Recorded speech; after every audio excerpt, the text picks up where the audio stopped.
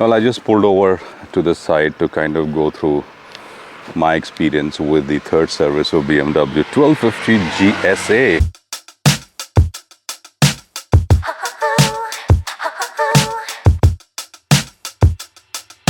Morning, guys. Quite a cloudy weather this morning, and why I get this funny feeling that it's going to rain today. It's just because I'm on a ride. It's quite sultry, man. Unfortunately, I still don't have a chin mount.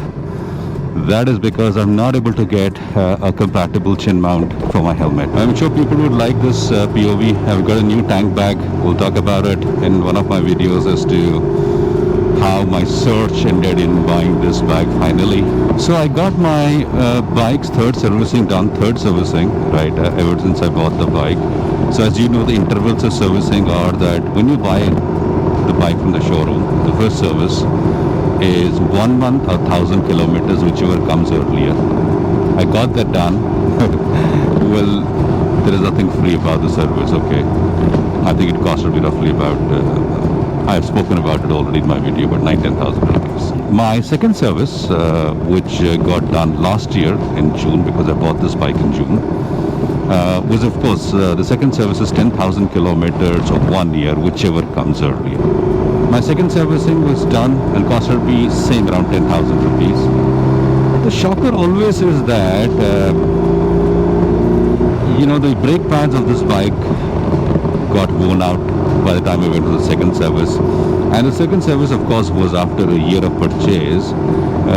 But from a mileage standpoint, I had done close to about 7,800 or so. I was a little shocked myself, saying, what's this? I mean, I hardly have done 10,000 kilometers and already this is the status of the rear brake pads. And of course, they were costing you about 10,000 rupees. Now comes the googly for the third service, which is due after 2 years or 20,000 kilometers, whichever comes earlier.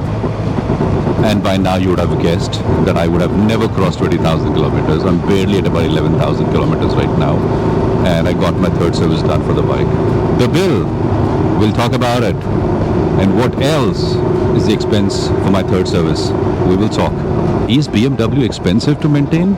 Let's discuss that. I'm going to stop the bike somewhere and we'll talk about the bill that I got. Well, for now, my exploration is still on to get the right audio and video setup for my bike.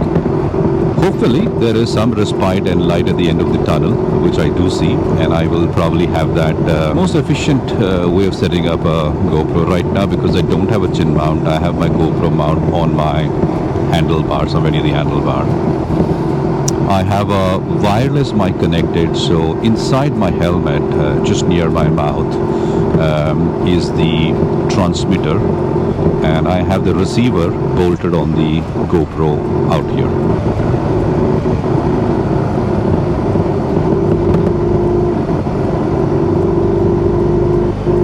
That is the corner I was taking. So I'm going to pull my bike aside somewhere here, and then I'm going to do a short video on my third service for this. Have funny look. I've not put my chin strap. So this is a fit lock. Nothing doing. Just putting that way. But you just can't forget the chin strap because this is extremely important, guys. Well, I just pulled over to the side to kind of go through my experience with the third service of BMW 1250 GSA. I've got these two covers for the bill. So you could probably get an estimate of what this bill would have costed me this time. So let me try and wrap it. The first one is about service information. So I like this, okay? So this is talking about the fact that the cardan shaft, okay? So the shaft that you see out here, and because this doesn't have a chain or a belt, right? So it's got a shaft. What this letter tells me is that exchange of cardan shaft is to be done at every 60,000 kilometers. And I'm wondering how long it'll take for me to get to 60,000 kilometers. The best part is this exchange of cardan shaft will be provided free of charge during service life of the motorcycle, which is brilliant, right? Thank you, BMW. And it also says that you're requested to check your cardan shaft after every 20,000 kilometers. Now for the showstopper. That's what they call it, right? The one which draws your maximum attention. So this is the tax invoice in the bill for my third service. I'll just read out. So I got it done this last week. As I said, the third service comes 2 years or 20,000 kilometers, whichever comes earlier. So I've just completed 2 years and definitely not 20,000. It's only about 10,560 kilometers. So I've got the service done. Now, it's quite a long bill actually. I think the most expensive in this is the oil, which costed me close to a 3,698. Then the oil filter, 1,402. So the total bill that came to me was 12,123 with the GSTs added, both the central and the state. It comes to about 14,306. Well, that was not the end of the surprise in terms of the bill. There's more to talk to you. But it's just that then I got a surprise. And the surprise this time, I'm sure you may have guessed it right, that I have to now replace my front discs. The front discs will cost you 21,000 rupees. So which means technically, my so-called third service, if I had got my front brake pads replaced, would have costed me 14,000 for the service and 21,000 for the front brake pads. So that's about 35,000 rupees. But the BMW guys are pretty genuine. That's my experience has been so far. So they've told me that, look, you can actually run this for another 2,000 kilometers before you change your front brake pads. And I'm going to go with Brembo, no two ways about it. I've done a bit of research already for my rear brake pads and realized Brembos are the best. So I'll go with Brembo. I just wanted to give you a sense of what it costs to maintain a BMW. Relatively, in relative terms, that is definitely expensive for me. In terms of the service cost, now I don't know what my fourth service cost is going to cost me.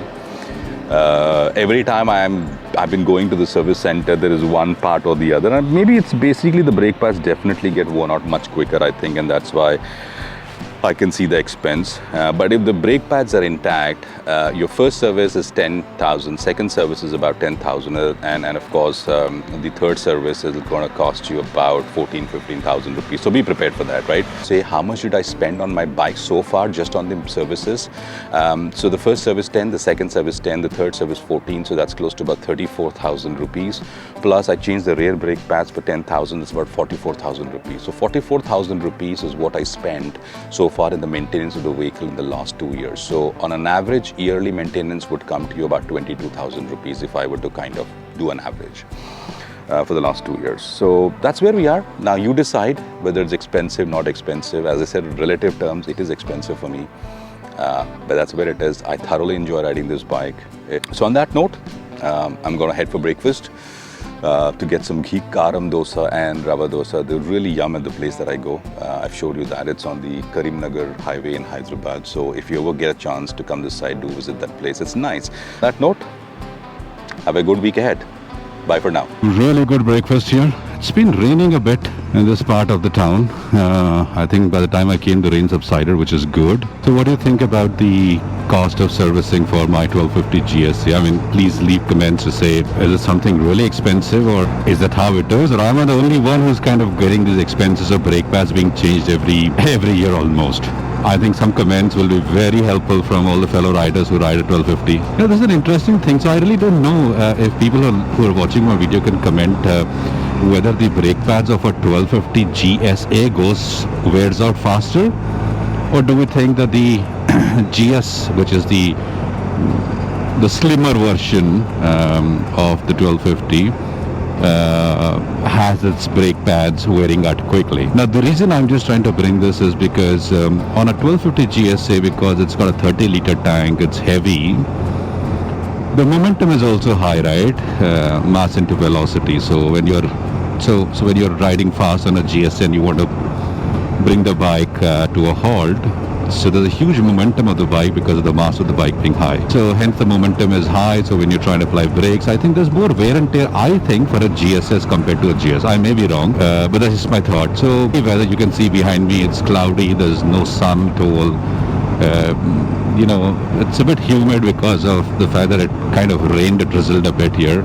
And if you think my videos make any sense to you, even if it's useful even a bit, then go ahead and give me that thumbs up. Hit the like and subscribe button, right? Any of you watching my videos has a suggestion of what else can I do, please do tell me. Yeah. Oh, by the way, the 1300 GS has got launched now. Unfortunately, I could not make it for the launch ceremony that happened here in the showroom in Hyderabad. I mean, it's happened across the country. I couldn't make it, but I did see some of the videos posted on the group. The bike looks nice, but no offense, BMW SA version of this is going to be something that people will really look forward for, because the new 1300 GS that got launched looks like a bike which has been on a crash diet, right? I mean, it's lost a lot of its weight as we hear, and I'm not too sure, but for some reason, I'm going to go to the showroom to take a look at it, but for some reason, the bike looks more like an 850 GS from the side. I don't know, that's how I feel. I understand it's nimble, it's got a new engine design, it's got a bumped up power figure, all that is fine. But at the end of the day, right, the looks matter. There are a lot of reviews on YouTube for BMW 1300 GS. It's a nice bike, they say, but it's lost the character of its GS. I don't know what that basically means, and I think only when you ride you'll get to know. Obviously, it's quicker, it's lighter, it's nimble, but I hear the seat is hard. The pillion seat is not that comfortable as the bike, as the 1250 GSA. It's a wrong comparison, guys. Let me tell you, you shouldn't be comparing a GSA with a GS, and people are probably doing that. But I think what we should do is, when the 1300 GSA comes, that's when you compare this with the 1250 GSA. But for now, if you really ask me, you should compare the 1300 GS with the 1250 GS.